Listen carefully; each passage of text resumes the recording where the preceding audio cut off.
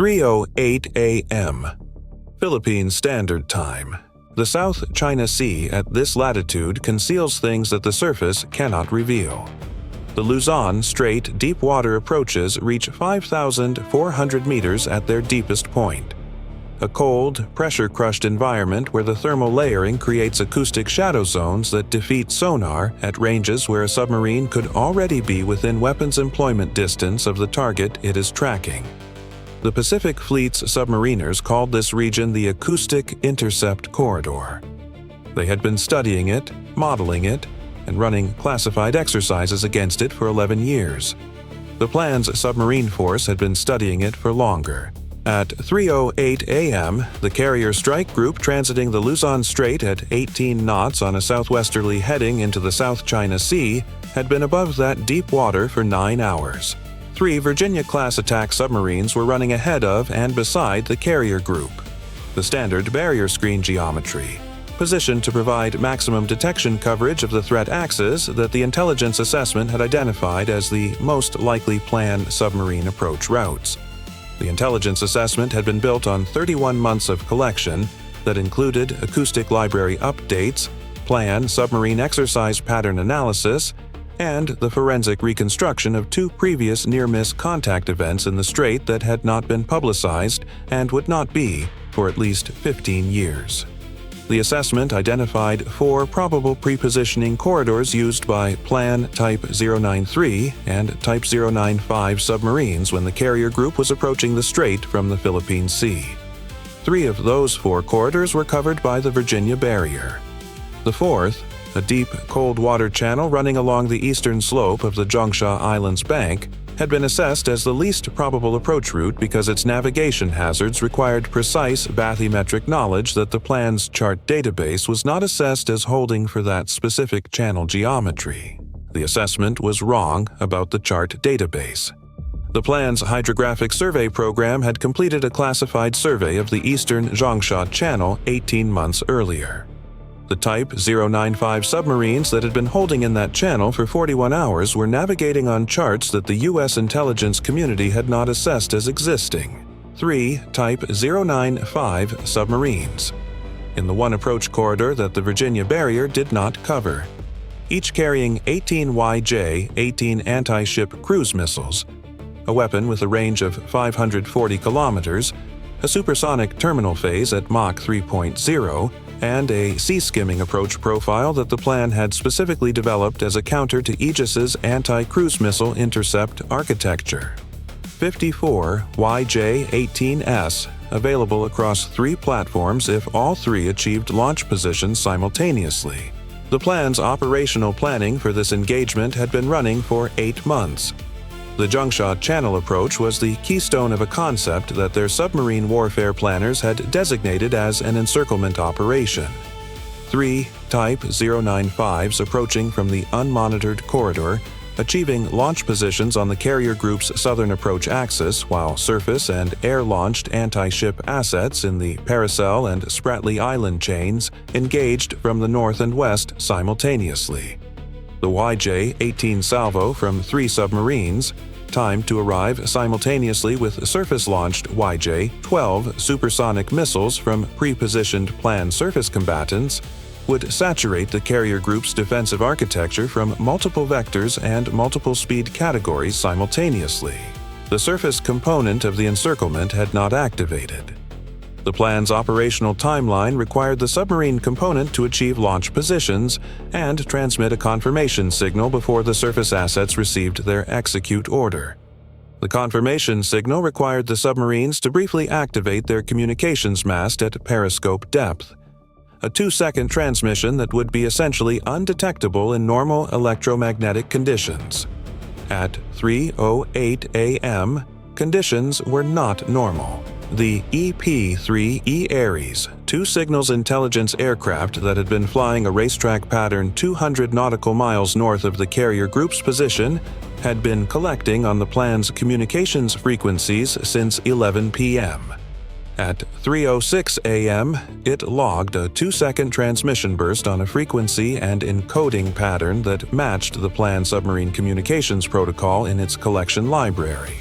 Not conclusively, because 2 seconds was insufficient for complete protocol identification, but with sufficient confidence to generate a priority alert. The alert reached the carrier's Tactical Flag Command Center at 3:07 a.m. The P-8 Poseidon on the northern ASW barrier had been repositioning since 3:05 a.m. based on a passive sonar buoy anomaly that it had logged 18 minutes earlier and had been attempting to classify. The anomaly was a low-frequency tonal that the aircraft's acoustic processing system had rated as a possible biological contact. A large marine animal at significant depth producing a sound consistent with a blue whale's call pattern. The aircraft's acoustic sensor operator had been watching that contact for 18 minutes. At 3:07 a.m., when the EP-3E alert arrived simultaneously, she looked at the contact's bearing change rate and noted that it had changed by 0.003 degrees over 18 minutes. Blue whales did not maintain a constant bearing for 18 minutes. Nothing biological did. She reclassified the contact and transmitted the update. The 3 Virginia-class submarines received the reclassification and the EP-3E alert simultaneously at 3:08 a.m. The lead Virginia, running at 400 meters depth on the southern side of the barrier line, had the best geometric position for the Zhongsha channel approach axis. Its commanding officer altered course toward the contact bearing at 3:09 a.m. He did not increase speed. Speed generated noise. Noise would announce his presence to the Type 095 that had been generating the tonal for 18 minutes without apparently knowing it was being heard. What followed was the most sustained underwater engagement the U.S. Navy had conducted since the Cold War. Not because it was loud or kinetic, because it was quiet. The Type 095 was one of China's most advanced attack submarines. Quieter than its Type 093 predecessor, equipped with a pump jet propulsor that reduced low-frequency noise signature, carrying a hull-mounted conformal sonar array that was assessed as broadly comparable to late-generation U.S. passive sonar performance. It was not as quiet as a Virginia-class. No submarine on the planet was as quiet as a Virginia-class at patrol speed. But the margin was not as large as it had been between previous generation comparisons, and the acoustic environment in the Zhongsha Channel was degrading detection ranges for both parties by approximately 40% compared to open ocean performance. The lead Virginia detected the first Type 095 contact on its hull array at 3:14 a.m. A bearing, no range, a passive detection that gave geometry without distance. The commanding officer initiated a fire control solution development sequence that would take approximately 22 minutes to generate a confident firing solution, maintaining constant speed on a careful course that allowed the target's bearing to change against the Virginia's movement, building the geometry required to convert a bearing into a position. 22 minutes during which he could not increase speed. 22 minutes during which the Type 095 was presumably doing the same thing in the opposite direction.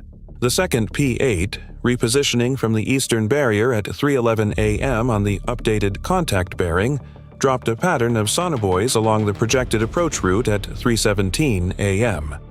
The buoys were passive. They listened without transmitting. They began returning data within 90 seconds of water entry. The second Type 095 contact appeared on 3 buoys simultaneously at 3:19 a.m. A different bearing from the first, farther south, moving northwest. The encirclement geometry was becoming visible from above. The lead P-8 held its sonobuoy pattern steady and continued monitoring. At 3:22 a.m., the third contact appeared. The southernmost Type 095, closest to the carrier group's projected track, bearing consistent with a launch position approach that would place it within the YJ-18's maximum range threshold in approximately 41 minutes. 3 contacts, 3 bearings, 3 submarines in the one corridor the barrier had not been watching. The Carrier Strike Group commander had been watching the tactical display since the first contact reclassification at 3:08 a.m.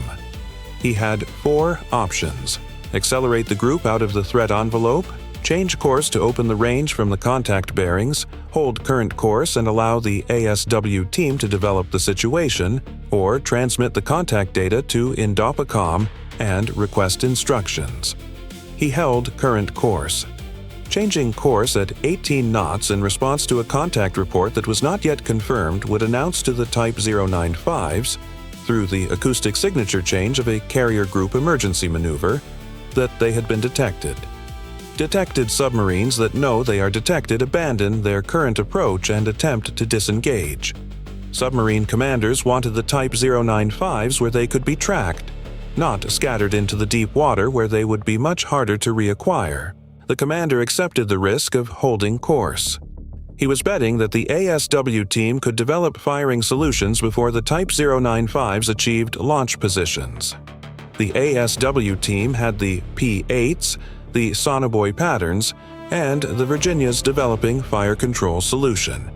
The Type 095s had the Zhongsha channel geometry and 31 months of patience. At 3:31 a.m., the lead Virginia's commanding officer assessed his fire control solution as sufficient for a high-confidence engagement. Contact 1 was at 14 nautical miles, bearing 247, depth approximately 280 meters, speed 7 knots. He transmitted the solution to the P-8 overhead and requested engagement coordination for simultaneous engagement of all 3 contacts. A coordinated attack that would prevent any of the 3 Type 095s from detecting the other's engagements and accelerating to launch depth before being addressed. The coordination required 3 minutes. All 3 firing solutions had to reach sufficient confidence simultaneously. Contact 1 was ready. Contact 2, being tracked by sonobuoy, required 1 additional buoy repositioning to close a range uncertainty that was too large for a confident engagement. Contact 3, the nearest to the carrier group's track, was moving at a depth and bearing that the P-8's buoy pattern was tracking, but the 2nd Virginia had not yet developed a satisfactory fire control solution against independently. The 2nd Virginia altered course at 3:33 a.m., accepting 0.2 knots of additional speed noise to close the range to contact 3 more quickly. The speed increase was calculated to be below the Type 095's detection threshold at the current acoustic conditions. It was a calculated risk. At 3:36 a.m., the 2nd Virginia's commanding officer transmitted, "Solution confident on contact 3, ready for coordination." At 3:38 a.m., the P-8 repositioned a sonobuoy to close the range uncertainty on contact 2. Contact 2's solution reached confidence threshold at 3:39 a.m. At 3:39 a.m., simultaneous engagement authorization was transmitted by the Carrier Strike Group commander to all 3 platforms. The lead Virginia released an Mk-48 ADCAP torpedo at contact 1 at 3:39 a.m. The 2nd Virginia released an Mk-48 at contact 3 simultaneously. The P-8 dropped 2 Mk-54 lightweight torpedoes from its sonobuoy pattern coordinates onto contact 2 at the same moment. The Mk-48 is a heavyweight torpedo, wire-guided in its initial phase, then autonomous on its active and passive acoustic seeker in the terminal phase. Its speed in pursuit mode, over 55 knots.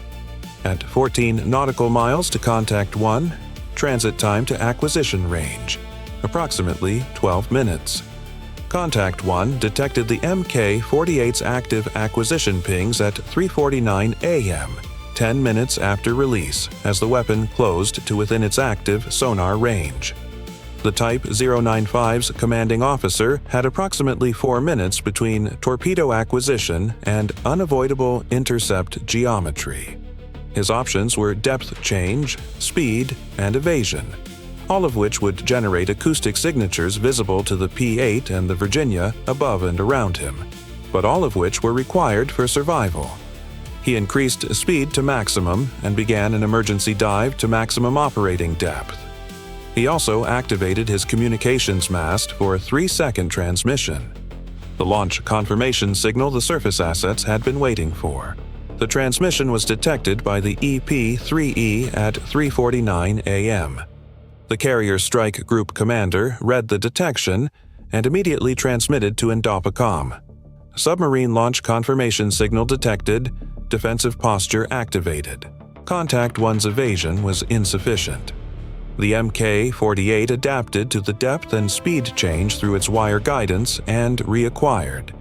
Contact 1 ceased active maneuvering at 3:52 a.m. The P-8's sonobuoys registered the acoustic signature of a pressure hull losing integrity at depth. Contact 2, tracked by sonobuoy, engaged by 2 Mk-54s, had the disadvantage of being tracked from above with no intervening terrain masking. The Type 095's passive sonar had detected the Mk-54 water entry at 3:39 a.m. and initiated evasion immediately. The first of the three to know it was under engagement. Its evasion bought time. The first Mk-54 lost track in the depth change. The second Mk-54 reacquired at 3:46 a.m. and closed to within its minimum arming distance. Contact 2 ceased active maneuvering at 3:48 a.m. Yitan, Contact 3 executed a different response. Its commanding officer, upon detecting the Mk-48 acquisition pings at 3:41 a.m., made the decision to ascend rapidly toward minimum torpedo arming depth rather than dive. A counterintuitive tactic that placed him above the Mk-48's optimal engagement envelope and gave him access to launch depth simultaneously. At 3:43 a.m., Contact 3 reached 45 meters depth and activated its weapon systems. 12 YJ, 18 anti-ship cruise missiles launched from Contact 3 between 3:43 a.m. and 3:45 a.m. The Type 095's portside VLS cells cycling at maximum rate before the commanding officer descended back toward evasion depth. He managed 12 of his 18 available weapons before the Mk-48 closed within certain intercept geometry. He descended at 3:45 a.m. The Mk-48 followed. Contact 3 ceased active maneuvering at 3:49 a.m. Its 12 YJ, 18S were already flying.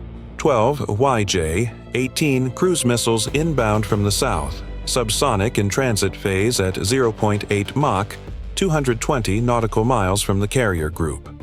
Transit time at cruise speed, approximately 28 minutes. Their launch position had been detected by the P-8 at 3:43 a.m. and transmitted to the carrier immediately. The carrier had 28 minutes. The planned surface asset execute order had been transmitted at 3:49 a.m. the moment the Type 095 launch confirmation signal was received. From pre-positioned planned surface combatants operating near the Paracel island chain, 27 YJ, 12B supersonic anti-ship missiles lifted on trajectories toward the carrier group from the northwest. The YJ-12B at Mach 3.0 in terminal phase launched from approximately 180 nautical miles. Transit time approximately 14 minutes. The surface assets had activated. The encirclement was incomplete. 2 of 3 submarines had not achieved launch positions. But the surface element's activation on the confirmation signal meant the carrier group was now facing both threat vectors simultaneously. 27 YJ, 12B from the northwest. 12 YJ, 18 from the south. 39 weapons from 2 directions, arriving with a time separation of approximately 14 minutes between the 2 salvos. The CEC integrated Aegis network distributed the engagement assignments across the carrier group's 4 surface combatants. The YJ-12B from the northwest were the immediate priority. Their Mach 3.0 terminal speed gave the defensive network less response time per weapon than the subsonic YJ-18S still in transit. SM-6 dual-mode interceptors engaged the YJ-12B formation from the outer zone at 3:52 a.m. The engagement geometry was challenging. 27 targets moving at Mach 3.0 on inbound bearings that compressed the engagement timeline from outer zone to CIWS to approximately 11 minutes. Every interceptor had to be committed and resolved before the next wave of YJ-18S arrived from the south. 19 of the 27 YJ-12B were neutralized in the outer and mid-range zones by SM-6. 8 reached the CIWS engagement layer. 6 were neutralized at ranges between 800 meters and 2.2 kilometers. 2 penetrated. The first penetrator impacted the sea surface 60 meters off the starboard beam of the lead destroyer. Its guidance system had been partially disrupted by the Growler's electronic warfare package that had been active since 3:44 a.m. The disruption insufficient to cause complete guidance failure, but sufficient to deflect the terminal aim point from the hull to the adjacent water. The water column from a Mach 3.0 impact at 60 meters generated a pressure wave against the destroyer's hull that was felt at every station aboard the vessel. No structural damage. 3 personnel on the bridge were thrown against equipment by the pressure effect. 2 minor injuries. The ship remained combat capable. The second penetrator impacted the forward radar mast of the second destroyer at the base of the array housing. The warhead functioned on contact. The forward radar array was rendered non-operational. The ship's aft radar and combat systems remained fully functional. The ship was assessed as combat capable at degraded sensor coverage. The commanding officer transmitted his status and maintained station. At 4:11 a.m., while the destroyer was still assessing its damage, the 12YJ-18S from Contact 3 arrived from the south. The carrier group had engaged the YJ-12B wave and expended significant SM-6 inventory. The southern approach was now the primary defensive task. The remaining SM-6 capacity across 3 vessels, the 4th destroyer had maintained its full load throughout the YJ-12B engagement, having been assigned to southern threat axis coverage in anticipation of the submarine salvo. Engaged the YJ-18S from the outer zone. 8 were neutralized in the outer and mid-range zones. 4 entered the CIWS layer. All 4 were neutralized at close range. The last YJ-18 detonated 140 meters off the carrier's port bow. CIWS engagement at 700 meters, guidance severed, weapon impacting water rather than hull. The carrier was undamaged. By 4:14 a.m., 66 minutes after the first acoustic contact reclassification, the active engagement phase was complete. 2 Type 095 submarines had been tracked and engaged before achieving launch positions. 1 had achieved a partial launch of 12 weapons before being neutralized. The surface element had activated with 27 YJ-12B and produced 2 confirmed effects. 1 destroyer with minor blast pressure injuries, and 1 destroyer with the forward radar array non-operational. The carrier had not been struck. Time from first acoustic contact reclassification to end of active engagement, 66 minutes. Plan weapons employed, 12 YJ, 18 anti-ship cruise missiles from Type 095, Contact 3. 27 YJ-12B supersonic anti-ship cruise missiles from PLAN surface assets near the Paracel chain. Total, 39 weapons. 3 Type 095 submarines employed in the engagement. 2 engaged before weapons release. 1 achieving partial launch before being engaged. Intercept rates: YJ-12B Mach 3.0 surface, salvo 70.4%, 19 of 27 SM-6, 6 of 8 CIWS. YJ-18 submarine salvo 100%, 8 outer zone, 4 CIWS. Combined missile intercept rate 79.5%. Effects: 1 destroyer blast pressure event at 60 meters standoff. Minor injuries, combat capable. 1 destroyer forward radar array non-operational. Aft systems fully functional, combat capable. Carrier undamaged. 2 Type 095 submarines ceased active operations. 1 Type 095 partially neutralized after partial weapon release. U.S. assets: 2 destroyers with assessed damage, both combat capable. 5 personnel minor injuries across both vessels, all returned to duty. SM 6 ready load significantly reduced. Combined group at 38% of pre-engagement capacity across 3 vessels. Resupply timeline, 12 to 16 days. Counter-operation assessment.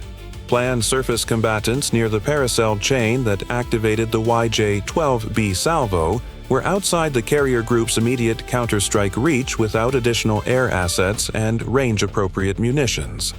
Their positions had been logged. Strike packages were being developed. The group's reduced SM-6 ready load created a window of reduced defensive depth before resupply.